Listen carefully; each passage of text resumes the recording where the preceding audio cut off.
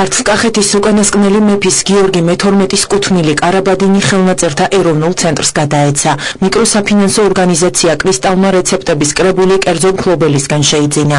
როგორც ცენტრის დირექტორმა ბუბა კუდავამ განმარტა, კარაბადინი მე-18 საუკუნის თარიღდება და მასთან მეფე გიორგი მე-12-ის წარწერა ახლავს. აღნიშნული მინაწერით ირკვევა, რომ მან კრებული მონასტერს შესწირა. Ძალიან სასიამოვნოა, რომ ეს პროცესი გრძელდება, ხელნაწერთა შეგროვების, მოძიების, ხელნაწერთა ეროვნულ ცენტრში დაბინავების პროცესი. Რა თქმა უნდა, იმ რაოდენობით კერძო საკუთრებაში აღარ არის ხელნაწერები, როგორც ეს იყო მე-19 საუკუნეში, მაგრამ ჯერ კიდევ არის ასეთი შემთხვევები და არაერთი და მოხარული ვართ, რომ ასეთი შემთხვევების წყალობით და ჩვენი მხარდამჭერების წყალობით ვახერხებთ ჩვენი კოლექციის კიდევ უფრო გამდიდრებას. კრისტალი თავის სოციალური პასუხისმგებლობის ფარგლებში ხშირად ახორციელებს სოციალურ პროექტებს.